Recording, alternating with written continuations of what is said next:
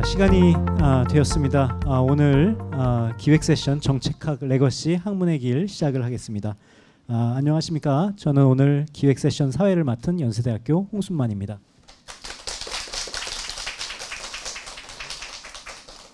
세션 시작에 앞서서 본 기획 세션의 취지를 간략히 말씀을 드리겠습니다. 본 기획 세션은 시리즈로 구성했습니다. 오늘 김상목 교수님은 두 번째 세션이고요. 이 세션의 취지는 정책학 분야에서 일생을 바쳐 연구와 교육에 헌신해 오신 5분의 거장을 모셨습니다. 이분들은 모두 우리 사회의 현실 문제 해결을 위해서 치열하게 노력하고 또 연구해 오신 원로 교수님들이십니다. 이분들 각자의 연구 여정을 들어보고 급변하는 사회와 정책 환경 속에서 후배 연구자들과 함께 고민해야 할 새로운 연구 아젠다와 도전 과제에 대한 제언도 나누는 자리입니다. 오늘은 본 기획 세션의 두 번째 순서입니다. 두 번째 순서로 서울과학기술대학교 행정학과 김상목 교수님을 모셨습니다. 김상목 교수님께서는 잘 아시겠지만 공공봉사 동기에 관한 연구의 세계적인 권위자이십니다. 오늘 발표 주제도 공공봉사동기 연구 성찰과 재현으로 잡았습니다. 시작하기 전에 한 가지 공지사항만 드리고 말씀을 드리겠습니다. 당초 이 세션을 기획을 할 때 연구자, 발제자 1분 그리고 토론자 2분으로 모셨습니다. 큰 예외 없이 한 개 세션만 빼고는 이제 토론자들 2분을 모신 이유가 발제자 선생님께서 충분히 본인이 하고 싶으신 말씀 충분히 다 하고 시간이 남도록 그렇게 설계를 했는데 저희가 첫 번째 세션은 사실은 시간이 나중에 좀 부족했어요. 그래서 이번 세션 어떻게 될지 모르겠습니다만 시간이 나중에 조금 남을 수도 있다. 그게 본 세션의 취지이기도 하다라는 말씀도 함께 드립니다. 그러면은 오늘의 주인공이신 행정학과 김상목 교수님을 모시겠습니다. 모두 큰 박수 부탁드립니다.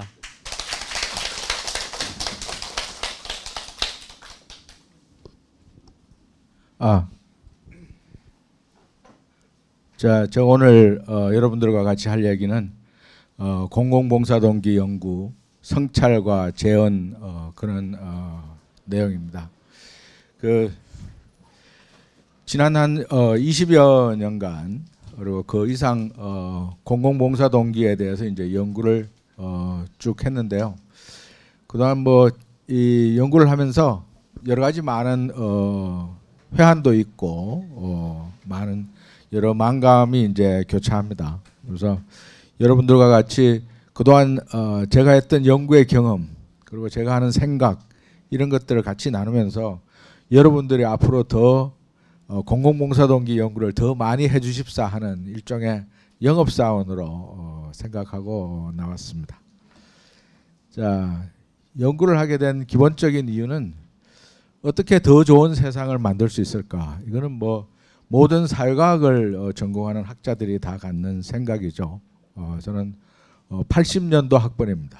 그래서 1980년 서울의 봄 현장에서 있으면서부터 지금까지 어떻게 더 좋은 세상을 만들 수 있을까 이런 고민들을 했어요.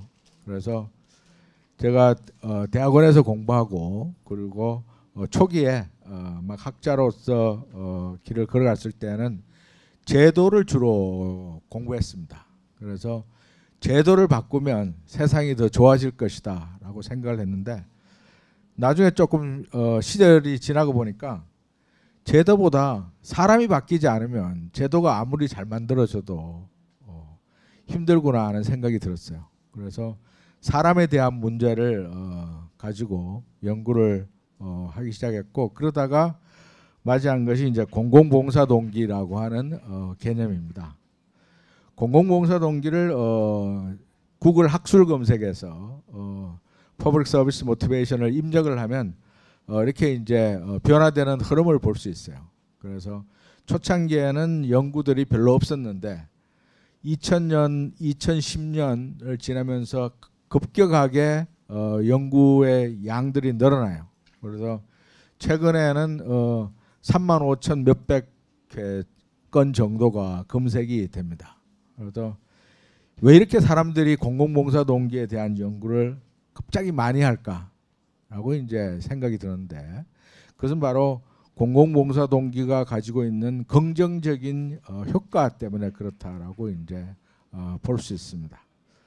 공공봉사 동기에 대해서 개념을 약간 설명을 드리면요, 뭐 말 그대로 공공봉사 동기 이렇게 이제 합니다. 근데 이제 초기에 이 공공봉사 동기라고 하는 개념이 만들어졌을 때, 특히 그 1990년에 페리오 와이즈 교수가 만들었을 때는 퍼블릭 서비스는 그 미국식의 퍼블릭 서비스에서 공직이라고 하는 의미가 이제 강했어요. 그래서 미국에 있어서 공무원들이 민간보다는 열악한 대우를 받음에도 불구하고 왜 굳이 공무원이 될까에 이제 초점이 있었죠. 그래서 공직을 가지면서 국가와 국민을 위해서 봉사하려고 한다라고 하는 공직에 있어서의 동기를 기반으로 해서 설명이 이루어졌는데, 나중에 이제 연구가 축적되다 보니까 여러 가지 많은 이 비판들을 이제 받게 됩니다. 그 중에 하나가 이제 공사 간의 구분이 점점 모호해진다라고 하는 것. 그 다음에 아니 다른 나라는 공무원 되고 싶다 그러고 함부로 되는 것도 아니고 엄청난 경쟁을 뚫어야 되는데, 그런 경우 과연 그러면은 이렇게 구분을 나누는 것이 의미가 있느냐라고 하는 것. 또 하나는 미국 내에서도 공사 조직으로 나누는 것이 과연 의미가 있느냐, 오히려 조직의 공공성을 기준으로 해서 나누는 것이 더 의미가 있는 것이 아니냐라고 하는 얘기. 그 다음에 비영리 부분의 경우는 그럼 어떻게 할 거냐라고 하는 많은 얘기들이 이제 있었습니다.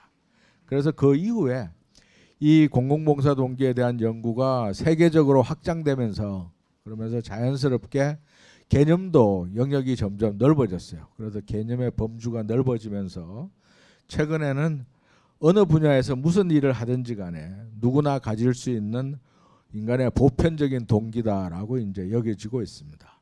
그래서 일반적으로 공공봉사 동기는 국가와 국민을 위하여 이바지하려고 하는 개인적 성향이고, 따라서 누구나 가질 수 있다라고 이제 봐요.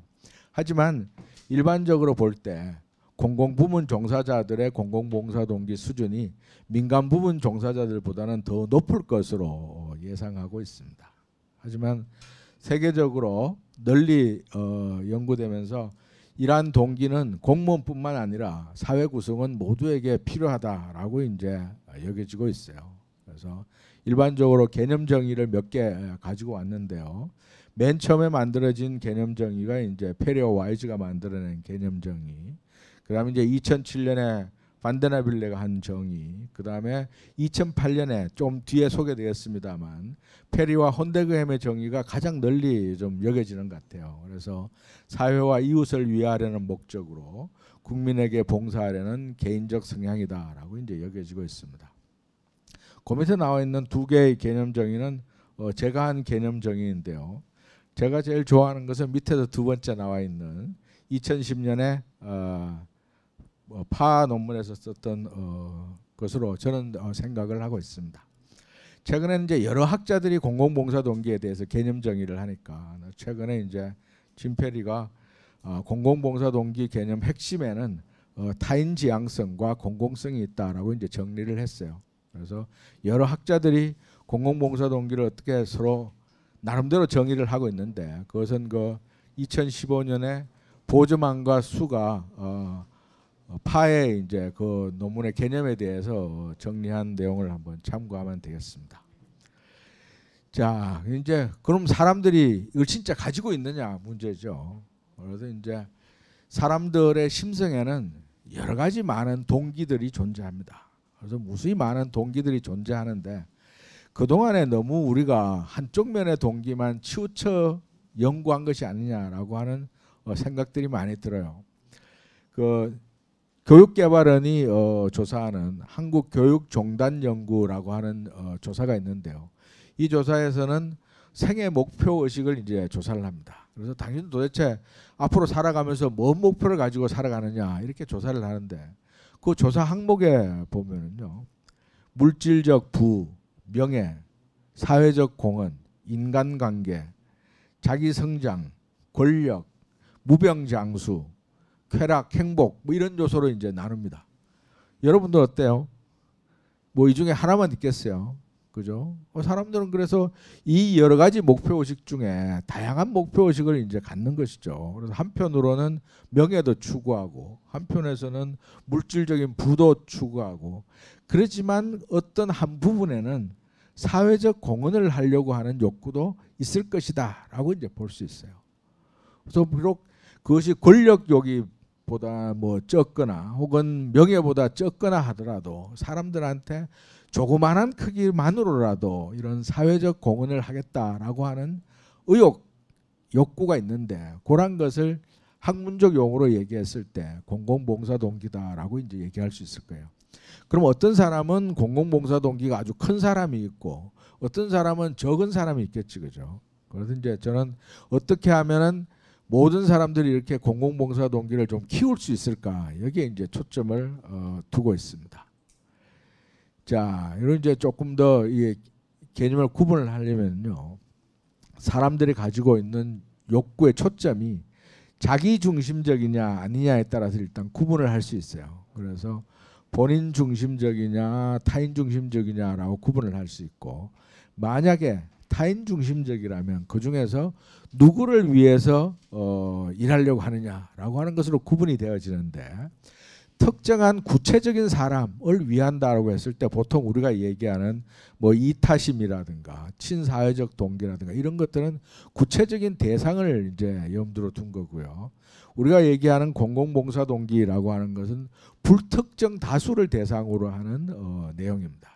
그래서 이제 무수히 많은 다른 사람, 그럴 때 이제 보통 사회를 예를 들죠. 그래서 다른 사람, 즉 무수히 많은 다른 사람들을 대상으로 하니까 공공성을 이제 강조하는 것으로 볼 수 있습니다. 자, 그래서 이걸 조금 더 나누어 보면은요, 우리가 전통적으로 동기 이론에서 주장하는 것들은 주로 테이크에 해당되죠. 무엇을 얻으려고 하는 동기로 이제 여겨집니다. 그래서 무엇을 얻고자 하는지, 무엇을 받으려고 하는지 이런 이제 초점이 있어요. 그래서 그동안의 많은 전통적 동기 이론들은 권력, 뭐 연봉, 직위, 뭐 성취감, 만족, 정년 보장 이런 것들을 추구한다라고 이제 여겨져 왔어요.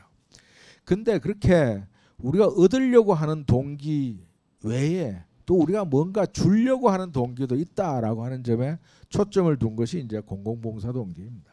그래서 누구를 위하려고 하고 무엇을 하려고 하는가 이제 초점을 두는 거죠. 그래서 기부 측면이라고 이제 볼 수 있어요.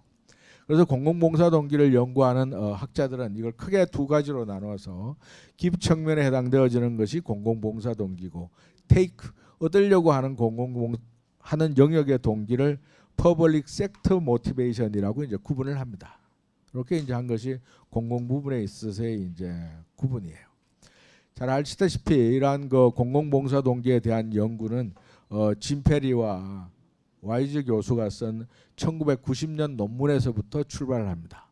그럼 그전에는 공공봉사 동기가 없었느냐? 왜 없었겠어요? 인류의 오랜 역사 동안에 모든 사람들의 마음속에 조금만 하든 혹은 컸든 간에 공공봉사 동기가 있어 왔는데, 이것을 현대적인 의미로 개념을 이제 명확하게 규정한 것이 이 논문이었다라고 이제 얘기가 되어지는 거죠. 그래서 공공봉사 동기 연구의 이제 출발로 잡습니다.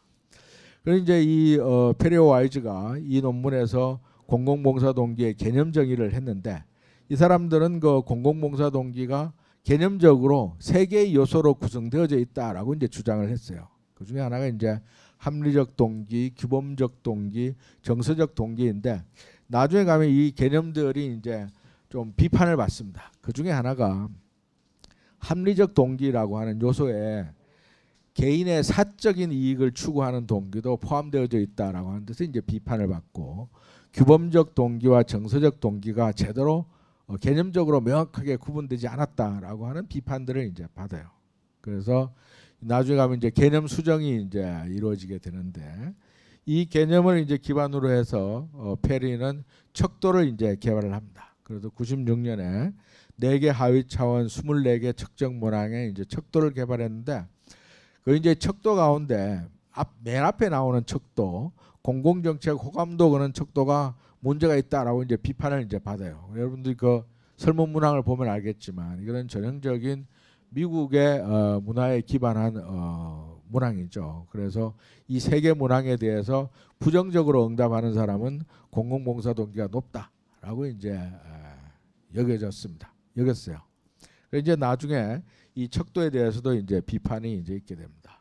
그래서 그 조금 이제 이것은 이제 제 자랑질을 조금 하려고 그러는데요. 그러면 왜 굳이 이렇게 공공봉사 동기에 대한 연구를 오래 하게 되었느냐, 주로 하게 되었느냐? 그것은 이제 2005년과 2006년도에 제가 공공봉사 동기와 관련된 두 편의 논문을 실었습니다. 근데 2008년에 10명의 미국 학자와 10명의 유럽 학자들이 같이 모여서 한 3년 동안 공공봉사 동기에 대해서 연구를 같이 했어요. 그러고 나서 이제 책을 편찬했는데 그것이 이제 Motivation in Public Management 그런 책입니다. 이게 이제 2008년 옥스퍼드 대학 출판부에서 나왔어요. 근데 이제 이 책의 내용은 뭐 여러분들이 읽어보시면 아시겠지만 많은 좋은 논문들이 있습니다. 저는 여기서 주목한 것이 인덱스예요.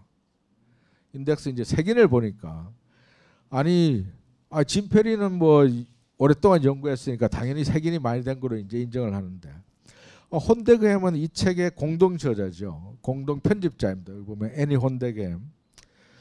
이 사람도 혼데그햄도 이 책에서 인용된 횟수가 19회 뿐인데 안에 논문 2개밖에 안 썼는데 이 상무김도 19회 책에 인용이 됐어요. 그러니까 딱 드는 생각이 그만. 이게 뭐 이 세계에서 좀 먹힐 만하네라고 하는 생각이 드는 거예요.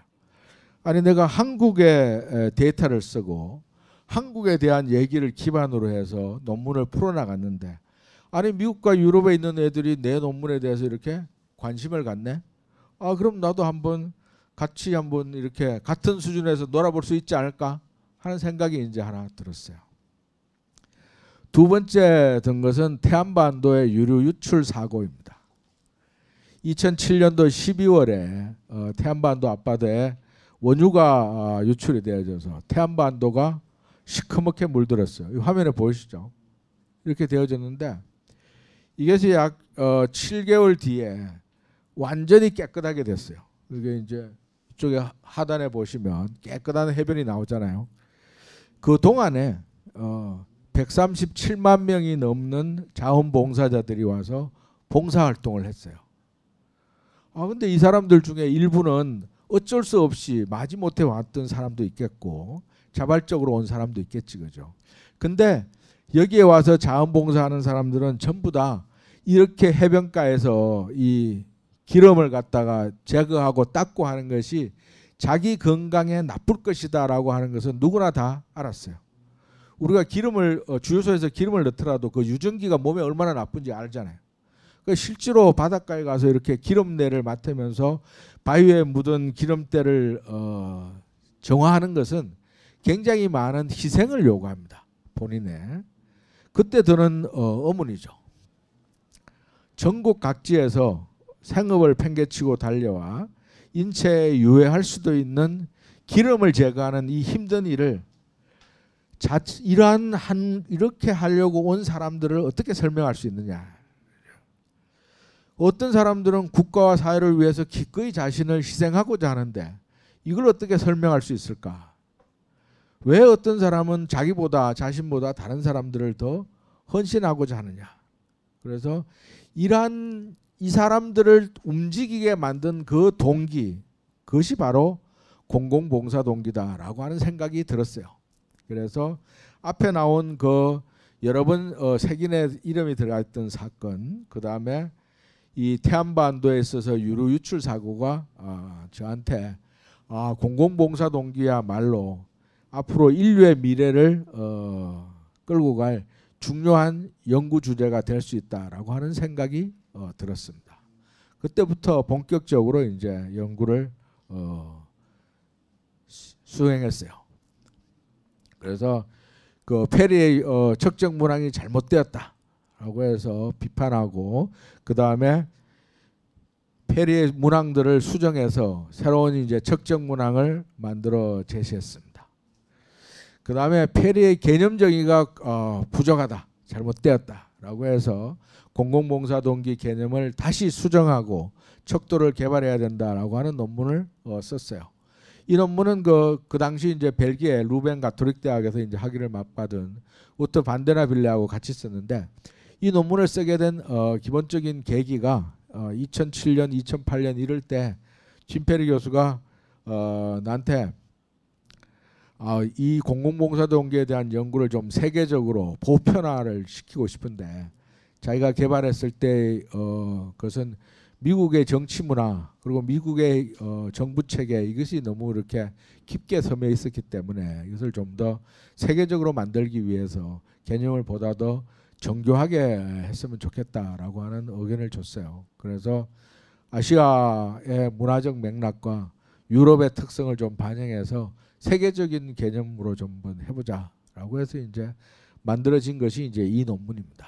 그래서 이 논문에서는 공공봉사 동기의 구성 요소를 4가지로 이제 잡고, 그래서 자기 희생을 기반으로 해서 가치 기반적 동기, 동일시 동기, 수단적 동기로 이제 구분을 했어요.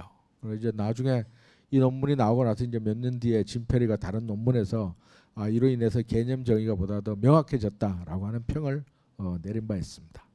가치 기반적 동기는 말 그대로 사람들이 성취하고자 하는 공익이나 공공가치와 관련된 겁니다. 사람들의 가치 지향을 의미하고요. 여기서 얘기하는 동일시 동기라고 하는 것은 내가 누구를 나와 같은 게 여기느냐에 대한 얘기예요. 자, 우리가 국가를 위해서 헌신한다라고 했을 때 국가를 나 자신과 동일시하기 때문에 가능한 겁니다. 내가 가난한 사람들을 위해서 뭐 연민을 갖는다라고 했을 때 그것은 내가 가난한 사람들을 나와 심정적으로 동일하게 느끼기 때문이죠. 그것이 이제 동일시 동기에 대한 얘기고, 수단적 동기 그런 것은 이제 내가 그러면 다른 사람들을 위해서 내가 추구하는 가치를 이룩하기 위해서 어떤 행동들을 할 거냐에 대한 얘기예요.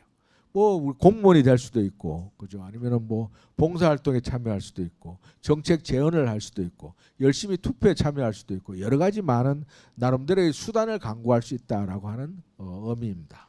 그래서 가치, 태도, 행동 이것에 초점을 둬서 이제 개념 정의가 되었고요. 이것을 기반으로 해서 전 세계 12개 나라 16명의 연구진을 모아서 세계적으로 쓸 수 있는 측정 문항을 이제 만들었습니다. 그래서 어떻게와 관련되는 것이 이제 공공봉사 호감도로, 무엇을 위해 그런 것을 이제 공공가치 몰입으로, 누구를 위해 그런 것을 동정심으로, 그 다음에 자기 희생 기반에 대한 것을 이제 자기 희생으로 해서 이렇게 이 척도를 개발했는데요.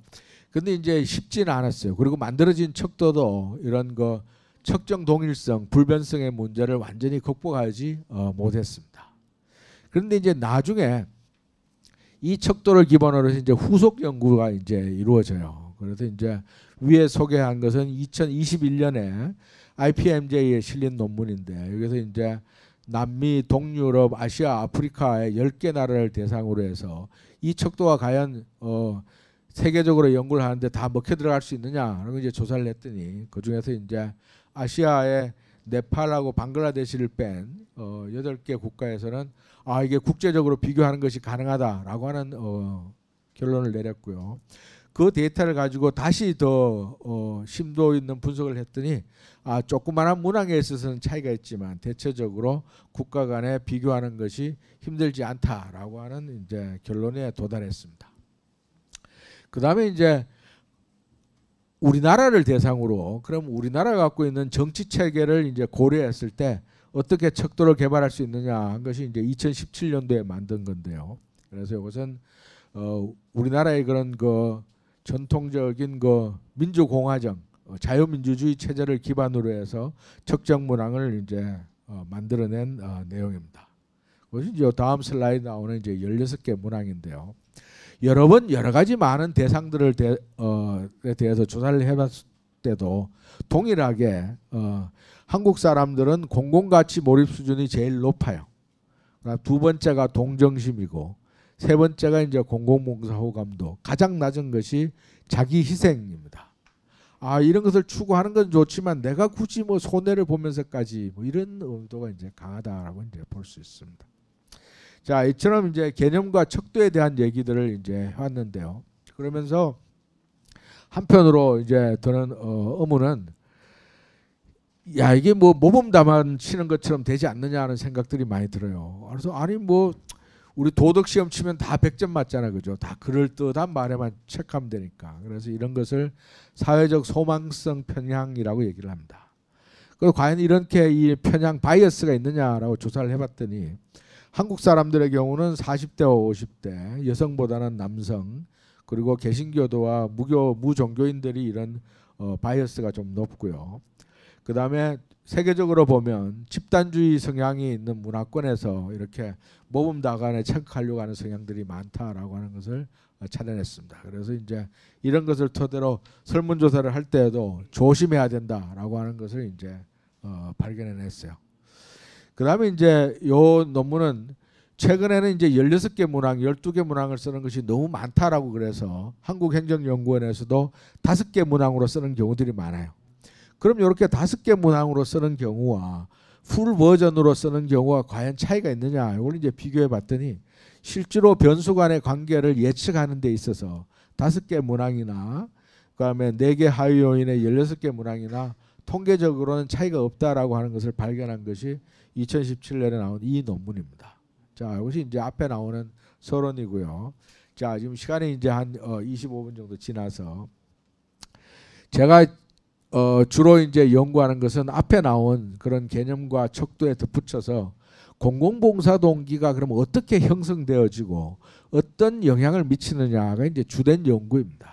그래서 이제 일반적으로 봤을 때 한 사회의 제도적 영향 아래서 개인적인 특성과 조직의 특성이 개인의 공공봉사 동기에 영향을 미치고 이러한 공공봉사 동기는 태도와 행동, 성과에 영향을 미친다라고 이제 볼 수 있어요. 그래서 이 선행 요인과 관련해서는 그동안에 만들어낸 것이 제도적 사회화, 중등교육, 조직관리 이것들에 대해서 이제 연구를 했습니다. 그래서 중등교육의 여러 가지 요소들, 특히 중학교와 고등학교가 학생들에게 미치는 영향, 그 다음에 사회 문화와 규범, 신뢰가 미치는 영향, 그 다음에 조직에 있어서 내부 관리가 어떻게 영향을 미치나 이런 내용들을 이제 주로 연구했고요. 결과 변수에서는 직무 만족, 조직 몰입과 같은 이러한 직무 태도, 업무의 열의, 성과, 그다음에 조직 시민 행동과 같은 행동, 그다음에 지식 공유, 공공 부문 취업 이것에 대해서 이제 연구를 했습니다. 뭐 여러 가지 많은 연구 논문들은 전부 내 블로그에 가면은 PDF 파일로 읽을 수 있고 다운로드 받을 수 있도록 해놨어요. 그래서 제 그 김상묵.blogspot.com에 가면은 모든 연구 성과들이 정리되어져 있습니다. 자, 그리고 지금까지 한 많은 국내에서 이루어진 공공봉사 동기 연구의 성과는 제가 2018년에 정부학 연구에서 쓴 논문과요. 그 다음에 작년에 심동철 박현희 교수가 한국행정학부에 쓴 비평 논문에 수록되어져 있으니까 잘 읽어보시기 바랍니다. 자, 제가 이제 여러분들과 같이 좀 고민을 같이 하고 싶은 것은 지금부터 나오는 내용입니다. 이 자리에 있는 그 한국행정연구원의 우아린 박사와 같이 우리나라에서의 공공봉사 동기가 과연 공공부문 취업과 관련이 있느냐 이런 이제 연구를 했어요. 그래서 이제 그 이 종단 면적 자료, 롱디튜디널 데이터를 이용해서 취업하기 2년 전과 취업 당시, 취업한 지 2년 후를 이제 조사를 했더니 그래프에서 보는 것처럼 이렇습니다. 자, 취업 전에 공공봉사 동기가 높은 사람들이 공무원이 돼요. 근데 문제는 공무원이 되고 나서 시간이 지나면 공공봉사 동기가 더 낮아져요. 야, 그래서 왜 이렇게 낮아지느냐라고 하는 문제가 이제 해결해야 될 문제입니다. 이것을 조금 더 길게 보면은요. 청년층들의 경우 만 18세에서부터 28세까지 조사를 해서 쭉 봤더니 2010년 즉 만 18세 때, 즉 고3 때 공공봉사 동기가 제일 높고 그 뒤로 가면 계속해서 떨어지는 거예요. 대학을 졸업하고 취업을 하고 떨어져. 그래서 파란색은 이제 공공부문에 취업한 사람들, 빨간색은 민간 부문에 취업한 사람들인데 모두 다가 이제 떨어지고 있어요. 그 다음에 우리나라 정부로 보면 행정연구원의 공직생활 실태조사를 통해서 보더라도 2017년부터 2023년까지 연령대별로 비교해봐도 모든 연령대에서 다 떨어지고 있어요. 자, 우리가 앞에서 공공봉사 동기를 세계 많은 학자들이 연구하는 이유는 공공봉사 동기가 갖고 있는 긍정적인 효과 때문에 그렇습니다. 이 사람들이 열심히 일하고 좋은 성과를 가지고 그리고 국가와 국민을 위해서 헌신하고자 해요.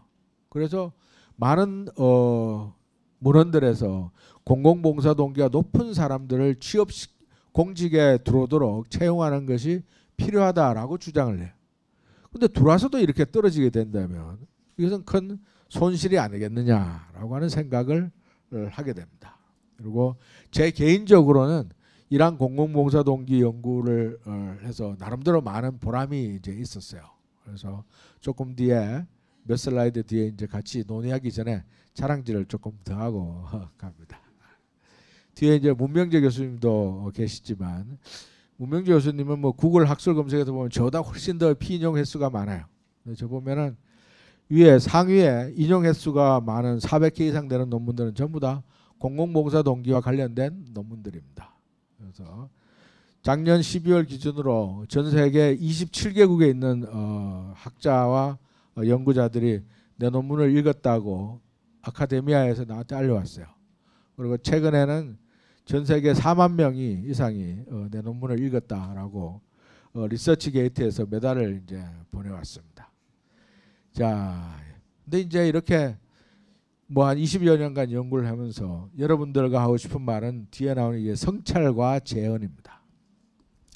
저는 주로 양적 연구에 치중했습니다. 양적 연구에 치중한 것은 개인적으로 영어 실력이 짧아서 그래요. 지금은 뭐 AI가 많이 도와주고 있습니다만 처음에 이제 영어 논문 냈을 때는 이렇게 형편없는 영어 실력으로 뭔 논문을 쓰느냐고 퇴짜를 맞기도 하고 그 다음에 이런 저자는 단두대에 세워야 된다라고 하는 논문 심사평을 받기도 했고 국내에서는 뭐 공개석상에서 이런 쓸데없는 연구 왜 하느냐라고 하는 핀잔도 듣고 학부생도 아는 것도 모른다라고 하는 얘기도 들었어요. 근데 꾸준하게 연구를 나름대로 해온 것은 이것이 중요하다라고 하는 것을 알리고 싶었어요. 이 공공봉사 동기가 중요해. 그러니까 빨리 연구를 많이 해야지. 그리고 많은 사람들한테 알려야 돼. 그러니까 제가 가장 잘할 수 있는 것, 그건 양적 연구입니다. 우리 한국 사람들이 아무래도 뭐 통계나 이런 것은 외국 사람들보다 좀 강하잖아요. 그래서 많이 했더니 너무 양적 연구만 치중해서 질적 연구를 제대로 못했다라고 하는 성찰을 합니다. 그 다음에 이제 공공봉사 동기의 개념과 척도에 대해서 후속 연구가 조금 계속 있어야 되는데 너무 좀 안일해서 내버려 뒀다라고 하는 좀 자책이 좀 있어요. 물론 이걸 좀 하려면 이 연구 자금이 좀 지원이 돼야 되는데 그러지 못해서 하는 어려움이 좀 있고 그 다음에 한국적 특수성에 기반한 이론을 보다도 좀 개발했어야 되는데 그러지 못했다라고 하는 이제 성찰을 하게 됩니다. 그래서 여러분들에게 다음과 같은 제언을 좀 하고 싶어요. 연구를 하면서 느끼는 첫 번째 드는 느낌은 연구는 함께하는 과정입니다.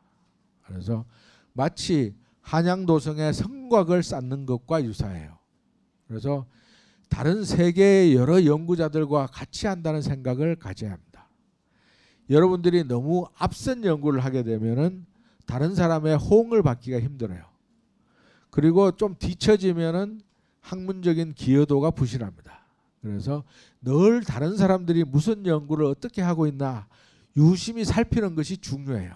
그래서 선행 연구 검토가 굉장히 중요합니다. 그래서 남들이 지금 어디까지 연구를 하고 있구나라고 하는 것을 늘 봐야 돼요. 그 다음에 내가 늘 아쉽게 느끼는 것은 우리나라 대학원생들은 잘 안 물어요.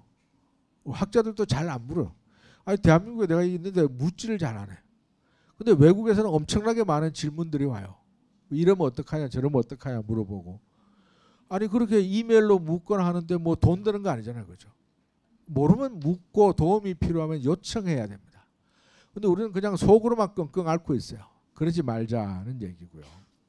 그 다음에 세 번째가 꾸준히 역량을 정진해야 됩니다. 내가 지금 알고 있는 것들이 다 알겠어요? 모르죠. 그럼 남들이 나보다 또 다른 면에서 알고 있는 것들이 있어요. 그러면서 서로 배우는 것이죠. 이렇게 연구 역량을 정진하는데 제일 좋은 것이 논문 심사예요. 논문 심사를 열심히 성실하게 잘해주면 심사하는 사람은 방금 쓴 따끈따끈한 논문을 보고 읽으면서 새로운 것을 배우고, 심사자의 평을 받고 투과한 사람도 더욱 역량이 정진되어질 수 있어요. 그리고 돈 안 들이고 할 수 있는 이런 연구 역량 정진에 소홀히 하지 말자라고 하는 것이고, 또 하나는 수정 가능성입니다. 내가 틀릴 수 있다는 생각을 늘 가져야 돼요. 여러분들이 논문을 쓸 때는 물론 나도 그렇지만 내가 하는 말이 다 진리고 진실이고 와 내가 하는 말이 다 맞아라고 생각이 들지만, 아니 이 세상에 사람과 사회를 연구하는데 진리가 어디 있어요. 그죠? 그래서 51%는 맞을 수 있지만 49%는 틀릴 수 있다는 것을 늘 염두에 둬야 됩니다. 그래서 혼자서 모든 것을 다 알 수 없기 때문에 자연히 내가 지금 하는 주장이 앞으로 5년 뒤, 10년 뒤에는 틀릴 수 있다라고 하는 생각, 지금이라도 누가 나를 비판하면 그것에 대해서 아 그래 나도 틀릴 수 있어라고 하는 받아들일 수 있는 생각이 중요해요. 이것이 되어지지 않으면 나이가 들수록 고집이 세져서 논문을 빨리 손을 놓습니다. 우리 주변에도 많은 연구자들이 논문을 안 써요. 왜 안 쓰냐면 사람들이 내 말을 잘 못 알아들어 이러면서 그냥 두는 거예요. 그러니까 내가 틀릴 수도 있다는 생각이 매우 중요합니다. 그래서 몇 가지 연구를 여러분들이 앞으로 좀 했으면 하는 바람을 적어놨어요. 첫 번째가 행정학 교육에 과연 효과가 있느냐에 대한 얘기입니다. 몇 년 전에 우리 서울과기대 1학년생을 대상으로 행정학 개론 수업에 첫 주와 마지막 주에 조사를 해봤어요. 그래서 첫 주에 공공봉사 동기를 측정하고 마지막 주에 공공봉사 동기를 측정하고 행정학 개론 수업을 듣지 않은 경영대 공대 이런 학생들도 조사해서 준 실험 연구를 해봤더니 행정학 개론 들었는데 아무 변화가 없어요. 오히려 좀 떨어져. 행정학 교육이 도대체 아무 영향이 없는 거예요. 그래서 또 뒤벼봤어요. 다른 나라는 어떠나. 대만의 학자들이 연구를 했습니다. 대만 국립대만대학의 이 한자로는 황완영 교수인데 이 사람이 1호 학번을 대상으로 행정학과 학생과 경영학과 학생들을 4년 동안 조사했어요. 이 사람들이 내린 결론이 신입생 때는 행정학과 학생들의 공공봉사 동기 수준이 더 높았어요. 근데 4년 지나다 보니까 행정학과 학생과 경영학과 학생 전부 다 공공봉사 동기 수준이 점점 떨어지는 거예요. 그러니까 4년 졸업할 때는 행정학과 학생도 공공봉사 동기가 떨어지고 경영학과 학생도 떨어져요. 야 이거 문제가 있는 거 아니냐. 한번 이런 고민을 해보죠. 그래서 여러분들도 한번 연구를 해보십사 하는 생각이고요. 두 번째는 우리나라의 공무원 채용 제도가 공공봉사 동기가 높은 사람들을 채용하느냐에 대한 의문입니다. 자, 정부는 공공봉사 동기 수준이 뛰어난 인재를 높은 인재를 채용하는 것이 바람직해요. 그래서 그러려면 이런 사람들을 뽑아야 되겠지, 그죠? 자, 그래서 이제 이런 걸 연구를 한번 해봤으면 좋겠어요. 그리고 또 막 뒤벼봤더니 또 인근 또 대만에서 이 연구를 했어요. 자, 대만에서 2015년에 공무원 시험을 친 사람들을 다 조사를 했어요. 그래 이제 그 조사할 당시는 합격 여부가 발표되기 이전입니다. 그래서 이제 이 3,000명을 대상으로 조사를 해서 나중에 발표난 걸 보니까 그 중에서 이제 10% 정도가 합격이 됐는데 떨어진 사람과 합격한 사람을 비교해 봤어요. 그랬더니 떨어진 사람들의 공공봉사 동기가 합격한 사람보다 더 높은 거예요. 그리고 봉사활동 시간을 봐도 더 적어요. 결국은 공무원 시험이 공공봉사 동기도 더 낮고 봉사활동에 관심도 더 적은 사람들을 뽑았더라라고 하는 얘기죠. 그러니까 우리나라도 그런 거 아니냐. 그럼 이걸 어떻게 바꿔야 되느냐라고 하는 얘기가 이제 되오게 됩니다. 세 번째는 아까 모두에 말씀드린 것처럼 사람은 공공봉사 동기만 가진 게 아니죠. 여러 가지 많은 다른 심성들도 같이 갖고 있어요.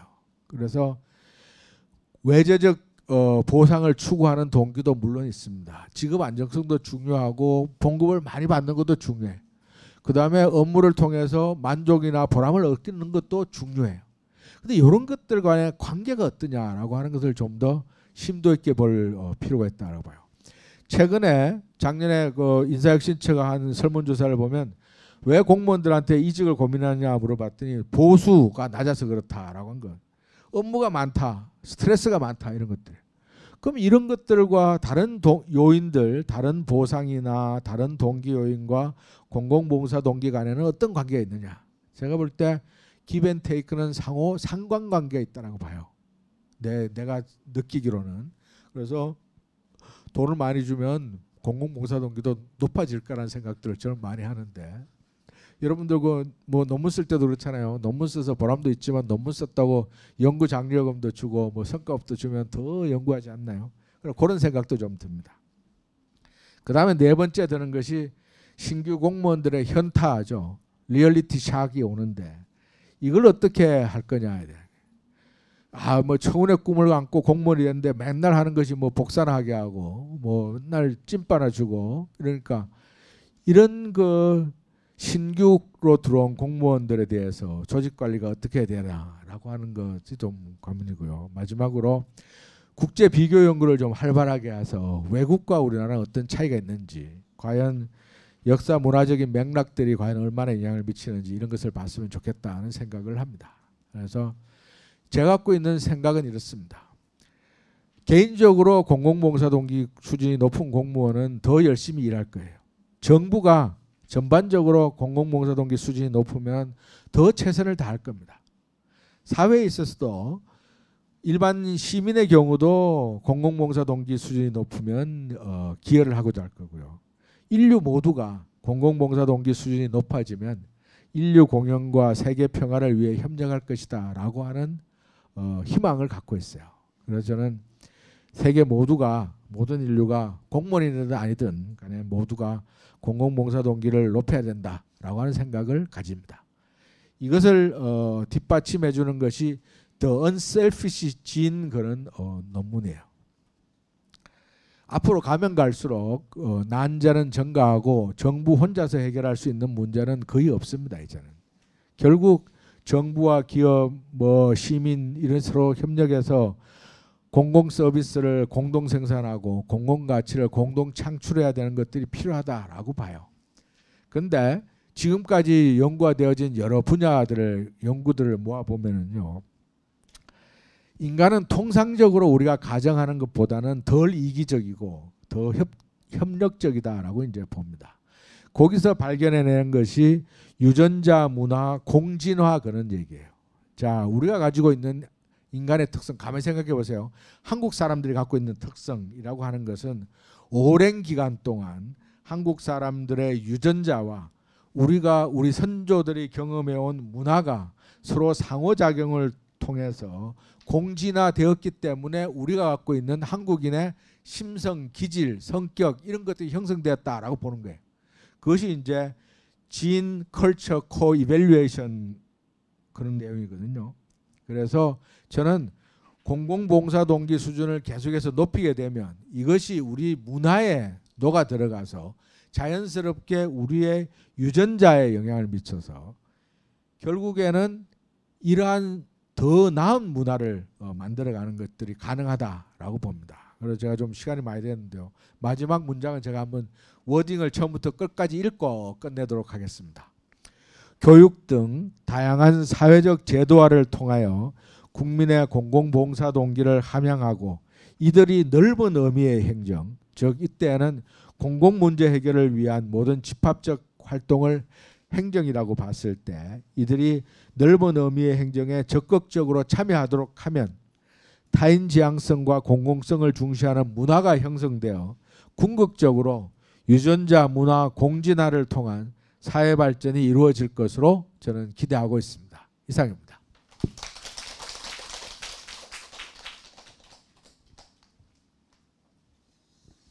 네, 아주 좋은 발표, 도움되는 발표해 주신 김상목 교수님 감사드립니다. 교수님께서 그 교수님의 어떤 학문의 길을 이제 공공봉사 동기에 초점을 맞춰서 아주 말씀을 주셨고, 저도 사실 공공봉사 동기 연구를 제가 해본 적도 없고 잘 몰랐는데 오늘 말씀하시는 거 들어보니까 관심도 가고 저도 이쪽으로 한번 논문도 한번 써볼까 생각도 드는 것 같습니다. 아까 이제 그 마케팅이다라고 말씀을 주셨는데 그런 측면에서 굉장히 효과적인 발표셨던 것 같습니다. 그 이 김상묵 교수님은 사실 이 공공봉사 동기 연구를 논할 때 정말 세계적으로 대표적인 학자분이라고 생각이 되고요. 공공봉사 동기를 김상묵 교수님을 빼놓고 말씀하실 수가 없다라고 생각이 됩니다. 근데 오늘 세션에는 이제 토론자분 두 분을 모셨는데 이 토론자분 두 분도 아주 세계적인 학자분들이십니다. 그래서 오늘 첫 번째 토론자로 성균관대학교 박성민 교수님을 모셨습니다. 박성민 교수님 큰 박수로 맞이해 주시기 바랍니다.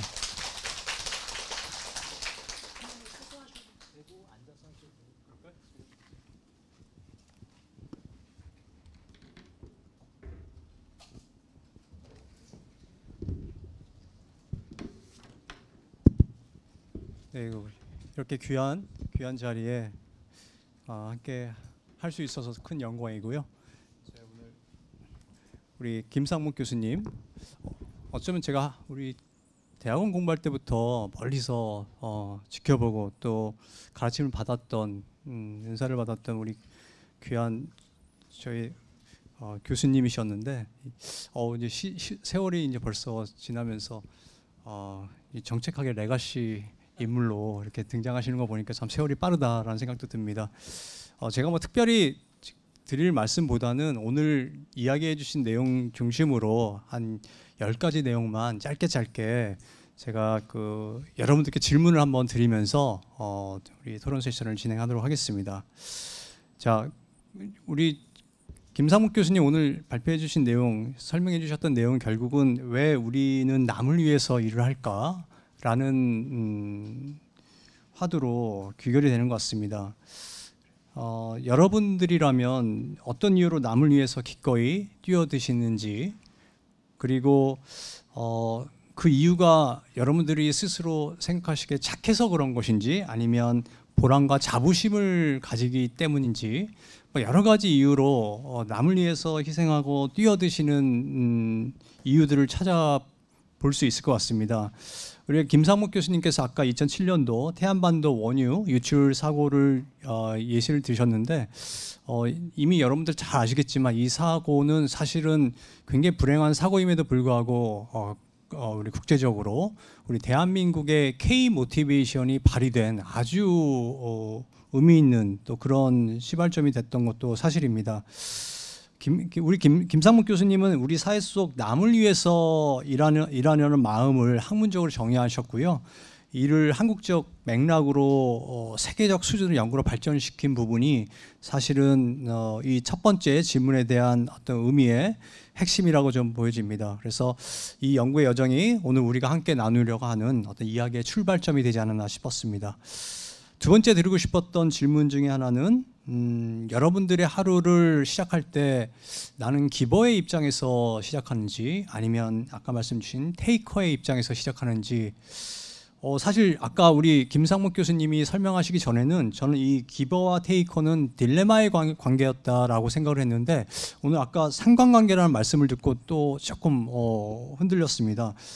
과연 이 기버와 테이커, 기브와 테이크의 관계가 딜레마 의미인지 아니면 상관관계인지, 그리고 여러분들을 움직이는 힘은 어느 쪽에 더 큰 것인지도 한번 가볍게 하지만 결국은 묵직하게 여러분들 한번 던져볼 수 있는 주제라고 생각합니다. 세 번째는 우리 페리 앤 와이즈 90년도 그 유명한 PSM의 논문 중에서 정치는 참 더러운 말이다라는 이야기가 나왔죠. Politics is dirty word라고 이제 나왔는데 이 말이 사실 주는 반향이 있었는데 그것은 결국은 아까 김상묵 교수님 말씀 주셨지만 역설적으로 서구적 PSM의 가치와 개념은 우리 대한민국과 맥이 다를 수 있다, 결이 다를 수 있다라는 하나의 그 교훈을 준 사건입니다. 그래서 그러한 내용을 바탕으로 우리 교수님께서 정치 인식의 이면을 바라보고 이걸 시발점을 삼아서 한국적 K 모티베이션의 또 다른 시작을 경종을 울려주셨던 어떤 그런 사안이었는데 여러분들은 정치라는 단어에서 특히 대한민국 정치라는 단어에서 어떤 이미지를 떠올리시는지 다시 한번 생각해 보시면 좋을 것 같습니다. 네 번째 화두는 우리 공무원 시험 진짜 봉사자를 뽑을 수 있을까?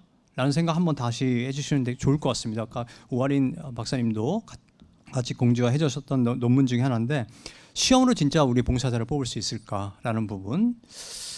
공직사회 건강성을 많이 고민해 주신 우리 김상묵 교수님께서 공무원 시험 제도가 정말 봉사 정신을 가진 사람을 뽑는 것인지 아닌지, 그리고 만약 그 척도의 날카로움을 좀 더 말 그대로 세게 만들 수 있다면 어떠한 보완 장치가 필요한지에 대한 고민을 많이 하셨고요.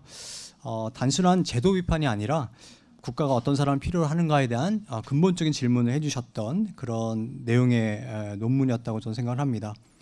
그래서 여러분들 시험으로 진짜 봉사를 뽑을 수 있는 방법이 무엇인지라는 어떤 전략적인 고민을 해주시면 좋을 것 같습니다. 다섯 번째 내용은 아까 또 흥미롭게 저희가 들었던 내용 중에 하나입니다. PSM은 시간이 지나면 줄어든다라는 결과죠. 그래서 공직 입문 초기에 높은 동기가 시간이 지나면 줄어든다라는 어떤 그런 사실을 밝혀내셨는데 정말 이건 공직사회가 풀어야 될 큰 숙제라고 과제라고 생각합니다. 또 교수님이 여기서 멈추시지 않고 교육 혹은 조직 관리 그리고 사회 문화적 요인을 모두 통틀어서 다각적으로 탐구하셨던 모양새도 보여주셨습니다. 한국에서 축적된 어떤 경험을 국제 학계와 공유하면서 학문적 리더십을 발휘하신 거죠. 그래서 저는 이 장면에서 이제 교수님을 조금 한마디로 이렇게 표현하고 싶습니다. 끊임없이 질문을 던지시는 분이셨고요. 또 그 질문으로 세상을 바꾸려고 노력하시는 교수님, 이렇게 저는 교수님 좀 상징화하고 싶고요. 왜 공직자의 봉사 동기가 우리 시간이 지나면서 줄어드는지에 대한 우리 자체적인 생각들을 한번 정리해 보면 좋을 것 같다 생각을 드립니다. 여섯 번째 질문은 한국형 PSM, 소위 말하는 PSM이 과연 무엇이 다를까? 서구적 PSM과 다른 점이 무엇인지에 대한 고민이 좀 필요할 것 같고요. 여러분들 생각에는 한국만의 공직 봉사 동기가 공공 봉사 동기가 있다고 보시는지라는 질문에 또 들어갈 수 있을 것 같습니다. 교수님은 한국 사회의 어떤 집단주의, 교육, 신뢰, 문화적 맥락을 세밀하게 분석하시면서 서구 중심의 이론들을 굉장히 비판과 또 굉장히 비판적 관점에서 그것을 바라보셨고 또 단순히 한국을 설명하고 소개하는 데 그치지 않고 세계 속의 한국 행정학을 자리매김하는 데 노력하신 분 중에 하나라고 저는 생각합니다. 일곱 번째 질문은 아까도 우리가 재밌게 들었던 우리 행정학 개론 수업의 충격적 결과입니다. 사실 저도 이 논문을 보면서 굉장히 이게 좀 실망과 더불어서 어떻게 하면 우리 대학 교육의 가치관과 봉사 정신을 변화시킬 수 있을까라는 생각을 많이 해보고 있는데 교수님은 이것을 어떤 좌절의 어떤 단계로 보지 않으시고 교육과정 혁신이라는 새로운 연구 결과, 연구 과제로 던지시는 부분에 많은 감동을 가졌고요. 학자로서 끊임없이 성찰하시고 또 다음 세대를 위해서 방향을 제시하는 어떤 그런 방향 속에 큰 동의를 하는 바입니다. 여덟 번째 질문은 여러분들은 공익 실현과 보상 중에 어떤 것을 더 중요시하는지, 저도 수업 시간에 많이 이야기하는 공공봉사 동기와 외제적 보상 간의 관계, 어떤 대칭성에 대한 이야기인데요. 내재성과 외재성에 대한 이야기를 또 논문에 많이 교수님께서 풀어내셨습니다. 봉사정신과 보상 사이의 어떤 긴장관계를 굉장히 날카롭게 해석하시면서 공직사회 현실을 담담히 기록하셨던 부분도 기억을 합니다. 그래서 이러한 부분도 함께 저희가 고민을 해보면 좋을 것 같다는 말씀으로 마무리하고요.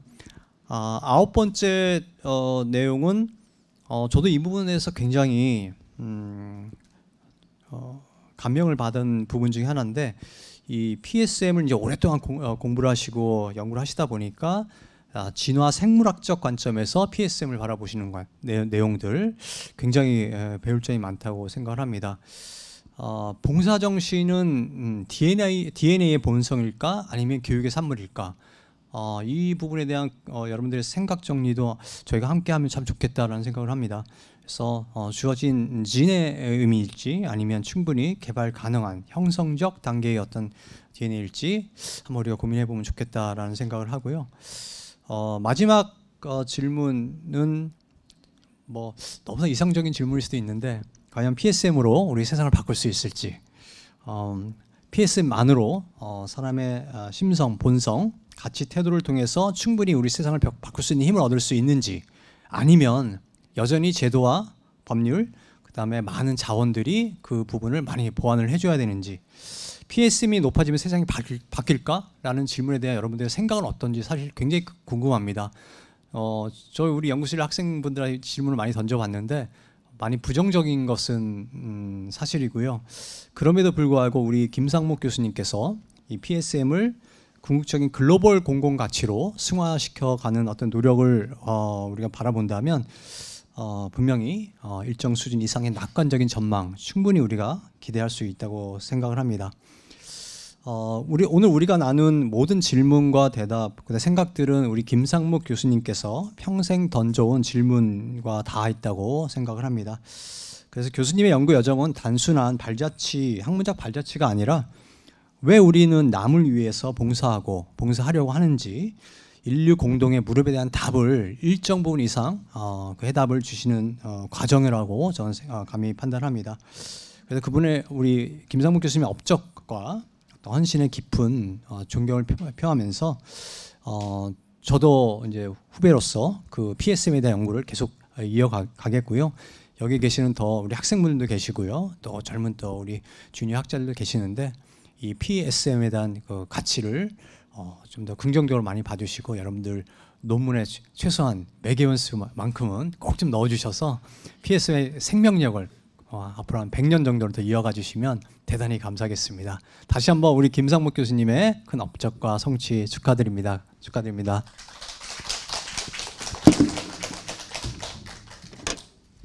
네, 제가 그 당초 토론자분들 모실 때 성균관대학교 박성민 교수님보다 더 적합한 분은 안 계실 것 같다 생각을 했는데 정말 그 이 PSM 연구에 대해서 김상목 교수님의 학문의 길을 짚어주시면서 정말 인사이트 있는 심도 있는 여러 가지 질문들을 주신 것 같습니다. 깊이 감사드립니다. 저희가 그 두 번째 토론을 진행하기 전에 하나 순서를 좀 먼저 진행을 하겠습니다. 저희 학회에서 김상목 교수님의 오랜 연구와 교육 헌신에 감사하는 의미에서 학회에서 감사패를 하나 준비를 했습니다. 저희 학회장님과 연구위원회에서 5분의 거장들을 모시고 감사패를 드리는 순서를 진행을 하려고 합니다. 회장님 앞으로 나와 주시고. 감사패 서울과학기술대학교 교수 김상묵. 귀하께서는 공공봉사동기 연구를 선도하여 국제학계에서 한국행정학의 위상을 높였고 성찰적 검토와 재원을 통해 학문적 지평을 확장하였으며 행정현상의 인사조직관리에 실질적인 시사점을 제공하였습니다. 이에 한국 행정학 정책학 발전과 인재 양성에 크게 기여하신 귀하의 공로를 깊이 감사드리며 한국 정책학회 회원의 뜻을 모아 입회를 드립니다. 2025년 8월 25일 한국정책학회장 박형준. 예. 감사드립니다.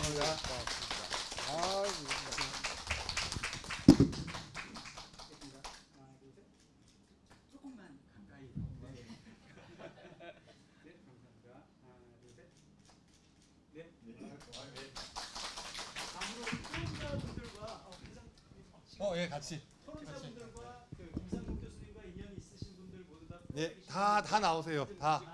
예. 네, 박성희 교수님은 이름이 PSM입니다. 다 오세요. 전부 다.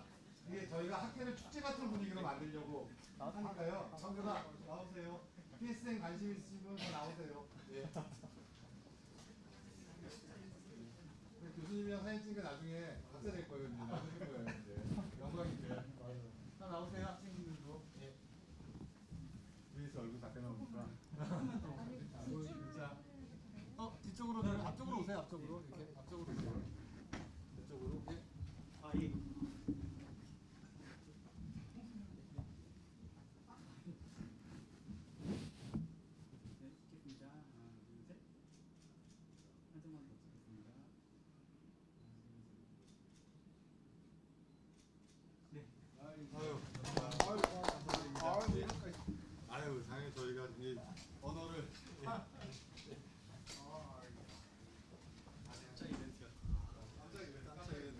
그 바쁘신 시간 쪼개서 또 감사패 수여해 주신 회장님 깊이 감사드립니다. 큰 박수 부탁드립니다.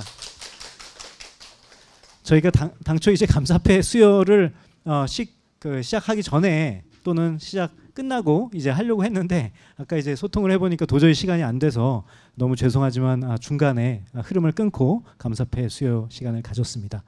자, 두 번째 토론자분 모시겠습니다. 가톨릭대학교 정종원 교수님을 모셨습니다. 큰 박수 부탁드립니다. 예, 안녕하십니까. 가톨릭대 정종원입니다. 제가 이 세션에 그 홍순만 교수님으로부터 초대 연락을 받고 너무 깜짝 놀랐습니다. 저는 뭐 세계적인 학자도 아니고 그리고 PSM 관련해서 논문을 많이 쓴 것도 아니고 왜 김상복 교수님이 저를 불렀을까 이렇게 고민을 했는데 공부를 열심히 하라는 채찍질로 여기고 그리고 또 영광으로 또 저희 와이프한테 엄청 자랑하고 딸한테 야 아무나 갈 수 있는 토론이 아니다 이렇게 자랑하고 왔습니다. 그래서 토론이 좀 부담스럽고 그리고 좀 제가 이렇게 해도 되나 감히 이렇게 해도 되나 사실 그런 생각이 들었습니다. 그래서 공부하는 마음으로 제가 선생님께 그 또 여쭙고 그리고 또 제가 생각하는 바들 함께 나누도록 하겠습니다. 그 김상민 교수님 그 연구의 전체적인 그 카테고리는 행태 연구라고 할 수 있는데요. 그 2013년도에 내신 책의 첫 구절이 결국은 사람이다로 시작하고 마지막이 한 사람 한 사람 우리가 모두가 변하면 된다 이렇게 끝납니다. 저도 행태 연구를 하는 사람으로서 뭐 우리 그 박동석 교수님 얘기하신 것처럼 행정은 3요소다. 사람, 환경, 구조인데 이제 제도로 볼 수 있겠죠. 그거 중에 어떻게 보면 저도 공부할 때 제도 중심으로 많이 공부를 했던 것 같습니다. 제도를 잘 만들면 사람이 변하고 사람이 유인되고 그리고 환경도 제도로서 이끌어낼 수 있고 제도 중심적으로 많이 배웠지만 결국은 사람이 아닌가 이런 울림을 주신 게 김상목 교수님의 연구가 아닌가 싶습니다. 그런 또 행태 연구를 하면서 느끼는 거는 김상목 교수님께도 아까 농담처럼 말씀하셨지만 야 그 뻔한 얘기를 하고 있냐 뭐 당연한 거 아니냐 야 그 돌리면 나오는 거지 야 그렇게 쓰면 나도 너무 100편 쓰겠다 이런 얘기들을 사실 듣습니다. 근데 저는 뻔한 얘기를 계속 하는 것이 중요하다는 생각이 듭니다. 우리가 알고 있는 것들 그리고 우리가 배웠던 것들 사실 어떻게 보면 뻔한 얘기거든요. 다 사람이 착하고 사람이 선하게 행동하면 세상이 좋아질 거라는 거 모르는 사람 누가 있겠습니까? 그렇다면 이 세상이 이렇게 되지 않았을 거 아니겠습니까? 그리고 또 우리는 어떤 리더가 있는지 어떤 사람이 어떠한 주도를 하는지에 따라서 세상이 변하는 것들을 많이 봐오고 있습니다. 그런 가운데 김상문 교수님 연구는 저희 후학들에게 어떤 영향을 주었냐면은 저는 행태 연구를 이렇게 해야 된다라고 알려주신 것 같습니다. 니들이 공부할 때 이런 방식으로 해야라는 것을 스스로서 보여주셨다고 생각합니다. 그런 관점에서 귀감이 많이 되었고 그리고 그렇게 따라가려고 노력을 많이 하려고 합니다. 예. 그래서 저는 사실 그 뭐 공부를 하면서 공공봉사 동기에 최초의 관심을 갖지 않았습니다. 김상목 교수님 이렇게 브라이트한 사이트를 하시는데 저는 다크 사이드로 합니다. 주로 뭐 싸우는 얘기, 조직 내에서 줄 세워서 그 이렇게 조직 내 정치죠. 예. 줄 세우는 얘기, 언어 폭력 그리고 최근에는 이제 저희 학교가 병원이 8개가 있다 보니까 자꾸 그쪽 연구를 하게 됩니다. 그래서 태움, 뭐 직장 내 괴롭힘 그런 연구를 하다 보니까 약간 이게 뒤가 좀 다크하게 보이고 이제 스타워즈로 따지면은 이제 여기는 제다이고 저는 이제 다스베이다고 이렇게 그런 느낌이 들었습니다. 근데 그 병원 연구를 하면서 공공봉사 동기 연구를 처음에 관심을 갖게 된 저희가 계기는 그 병원이 굉장히 상황이 좋지 않습니다. 지금도 상황이 좋지 않지만 과거에도 마찬가지입니다. 굉장히 업무 강도가 세고 위계가 세면서 힘든 노동을 하고 있는데 그 가운데서 누군가는 열심히 하고 있다는 거죠. 누군가는 열심히 하고 어떤 사람은 왜 저렇게 헌신할까라는 관점에서 연구를 막 찾아봤습니다. 연구를 찾아봤더니 뭐 예를 들면 직무열이라는 것도 있고 뭐 동기적 측면에서 일중도 그리고 사명감, 자부심, 뭐 직무 지속 의도 그리고 직무와 조직에 대한 감정이입 이런 개념도 있었습니다만 우리가 행정학이기 때문에 공공봉사 동기라는 것을 발견하고 이게 이러한 공공봉사 동기가 있는 조직이 아니면 또는 그런 사람들이 많은 조직이 조금 더 성과가 좋지 않을까? 그리고 우리가 생각했을 때 제가 이제 공부하는 뭐 태움이라든지 직장 내 괴롭힘이라든지 아니면 언어 폭력이라든지 그런 것들이 좀 줄지 않을까? 그런 관점에서 공공봉사 동기를 공부하게 되었습니다. 김상목 교수님께서 그 아까 말씀드린 것처럼 행태 연구는 이렇게 해라고 하는 점을 다시 한번 이제 복기를 해보면은 그런 것 같습니다. 김상목 교수님이 예전에 한국행정연구원에서 요거랑 똑같은 세션을 한번 했었거든요. 그때 뭐라고 말씀하셨냐면은 나 이 연구 정교수 대서했다 이렇게 말씀하셨어요. 즉 처음부터 관심이 있어서 내가 그거를 막 천착해서 한 것이 아니라 공부를 하다 보니까 관심이 생기고 공부를 하다 보니까 하게 되는 건데 그 하다 보면서 되는 것들이 어떻게 해야 되는지를 몸소 다 보여주셨다고 생각합니다. 즉 처음에 관심 있는 개념이 있었고 그 개념을 어떻게 연구했는지 다른 사람들의 연구를 쫙 살펴보면서 잘못된 점을 찾고 그것의 문제점을 발견한 이후에 그거에 대한 대안을 제시하고 그 대안 역시도 뭐 예를 들면은 그 IJP의 논문처럼 뭐 이게 멀티 디멘셔널로 해야 되는지 아니면 유니 디멘셔널로 해야 되는 건지 아니면 또 사회적 편향이 있는 본인 것도 검증을 하고 그리고 그걸 가지고선 다른 인과관계들과의 관계를 살피면서 그리고 마지막에는 그럼 어떻게 함양할 수 있을까까지 이렇게 이 시퀀스를 보면은 아 공부는 저렇게 해야 되는구나라는 것을 느낄 수 있었습니다. 그래서 저도 이제 그렇게 해보려고 좀 노력하고 있습니다. 그리고 이제 교수님께서 주신 그 제언들이 있는데요. 먼저 협력을 강조하신 부분들은 정말로 중요한 것 같습니다. 사실 그 우리나라 정서상 이것도 어떻게 보면 우리나라 정서상이죠. 교수님한테 막 이거 어떻게 돼요? 이렇게 묻기가 좀 어려운 점도 사실 없는 건 아닙니다. 예. 생각해 보니까 좀 그런 것도 같습니다. 제가 이렇게 외국 교수님들한테 잘 물어봤던 것 같은데 국내 교수님한테 잘 못 물어봤던 것도 있는 것 같습니다. 그런 것들 소통하고 공유하고 협력하고 그리고 수정하고 번복도 하고 또 서로 같이 한번 합의도 해보고 그런 것들이 필요하지 않나 이런 생각이 들었고요.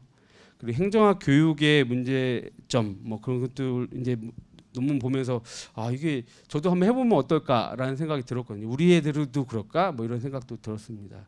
근데 이게 어떻게 보면은 그 행정학 교육 하나의 문제라기보다는 우리나라 초중고 전체 공교육 전체의 문제가 아닌가 그런 차원에서 초중고 사회 교과목이라든지 행정학 관련된 교과목의 그런 교과 과정이라든지 그런 것도 분석해 볼 필요가 있지 않을까라는 생각이 들었습니다.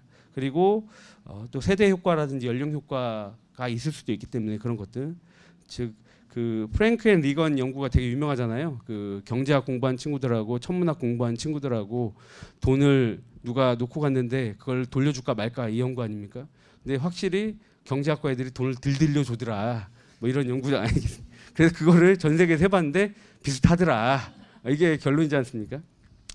우리도 그런 거 한번 해보면 어떨까 그런 생각도 해봤습니다. 그리고 그 연구에 이제 그 유전자와 그리고 유전자와 문화적 감성 뭐 이런 것들을 말씀하셨는데요.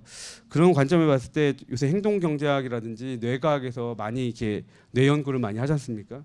그래서 보면은 뇌의 뭐 그 대상회라든지 측좌핵이라든지 복내 측 전두엽이 그런 동기부여라든지 그리고 감정이라든지 공감이라든지 그런 부분과 연관되어 있기 때문에 우리가 뭐 좀 더 그런 뇌과학 쪽과 연계해서 같이 연구를 해보면은 공공봉사 동기의 작동 원리 즉 신경적 작동 원리도 한번 공부해 볼 수 있지 않을까 그런 생각도 해봤습니다.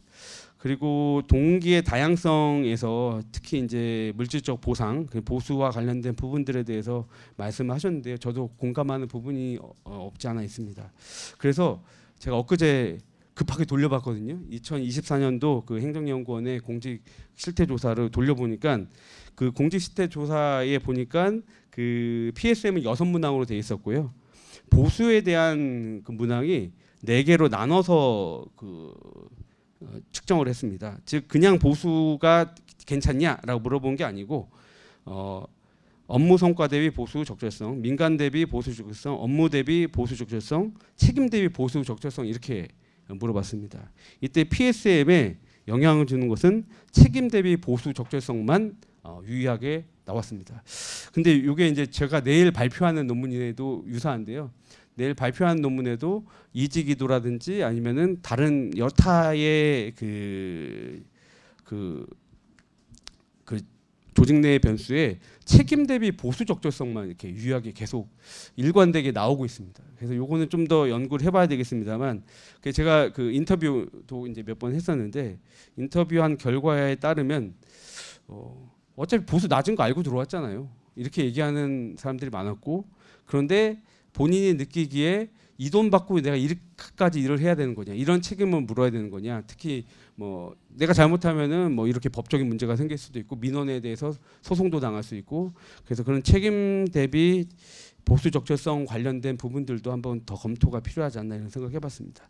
그래서 그런 관점에서 교수님 말씀하신 것처럼 계층별, 유형별, 연령별, 직무별 그런 것들도 같이 이렇게 고려해서 연구가 더 진행됐으면 좋겠고, 그러면 저는 이제 이런 관점에서 어떻게 공부를 할까 한번 고민을 해봤거든요. 제 개인적으로 지금 현재 제가 하고 있는 그 공공봉사동기 연구는 간호조직을 대상으로 해서 하고 있습니다. 간호조직을 대상으로 하고 있고, 간호조직이 워낙 업무 강도가 세고, 그리고 그 환경적으로 봤을 때 그 제일 변하지 않는 조직 중에 하나라고 생각이 들었습니다. 그래서 그 제 동료들과 간호봉사동기라는 개념을 하나 만들어가지고 우리가 한번 이거 처음 만들어서 우리도 한번 해보자 뭐 이런 얘기를 하고 있는데요. 그거 할 때 제가 우리 김상문 교수님께 도움도 받고 그 측정도구를 지금 만들어 보려고 하고 있습니다.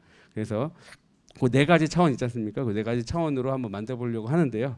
그런데 도움도 받고 하도록 하겠습니다.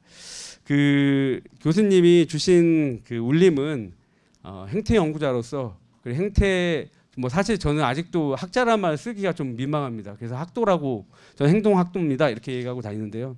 학도로서 너무나 감사드리고 어떻게 공부하는지를 알려주셨고 그 길을 잘 따라갈 수 있도록 이렇게 늘 이끌어주신 점에 감사드리고 존경의 인사를 다시 한번 드리면서 세션 토론 마치도록 하겠습니다. 고맙습니다.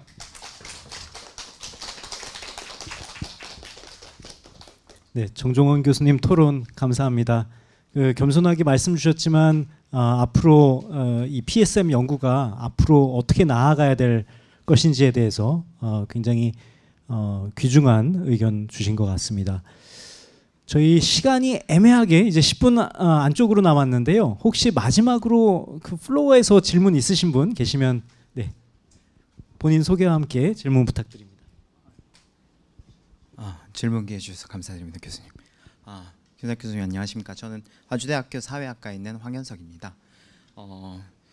저도 이제 조직 이론을 전공해서 제도 이론을 전공하다가 밑으로 내려와서 이제 PSM을 접목한 직업 동기 같은 것을 연구하고 있는데, 제가 빠르게 간단하게 질문 한 가지만 드리자면, PSM의 이제 메저먼트를 저도 여러 가지로 바꿔서 쓰고 접목하고 있는데, 소셜 안트레프니어십, 이제 사회적 기업을 가고자 하는 학생들이 커머셜 안트레프니어 이제 가려는 학생과 어떤 차이가 있을까를 연구하는 과정에서 PSM을 조금 바꿔봤습니다, 제가. 근데 말씀하셨던 것처럼 다른 논문에서는 제가 other oriented라고 쓰기도 했고 pro-social motivation이라고 쓰기도 했고 한데, 이 교수님께서 생각하시기에는 사회적 기업에는 어떤 모티베이션 측정이 가장 맞을지 한번 말씀 주시면 감사드리겠습니다. 그 시간 관계상 질문 하나 더 받고 한꺼번에 네. 교수님 그 학교 졸업했는데 강의 여기 와서 처음 듣습니다. 15년 만에. 네, 영광입니다. 근데 저 질문이 항상 있었어요.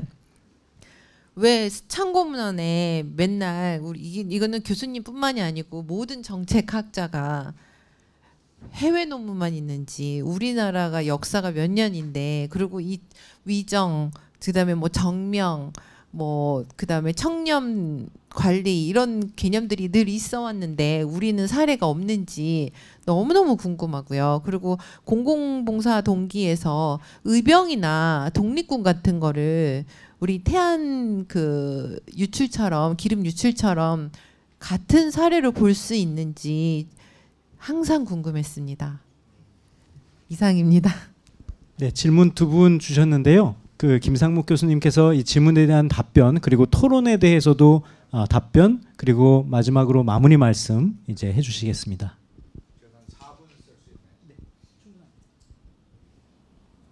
아유, 두 분 제가 두 분을 추천하는 이유는 두 분이 앞으로 저는 이제 조금 있으면 정년으로 이제 끝나지만 두 분이 좀 더 정년이 남았으니까 앞으로 공공봉사동기 연구를 열심히 하시라고 제가 여기 오늘 두 분을 초대를 했고요.